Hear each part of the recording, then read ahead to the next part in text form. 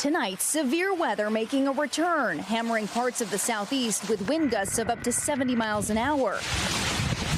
As the Northeast cleans up after rounds of storms pummeled the region Saturday. Whoa! Heavy rain flooding New York City streets and cars. Bro, this is insane. People trying to wade through knee-high water in Manhattan. And concert goers left disappointed after singer Noah Khan canceled his first night at Citi Field, citing inclement weather. I don't want a refund. 2 tornadoes touching down in Pennsylvania. This video showing what appears to be a funnel cloud.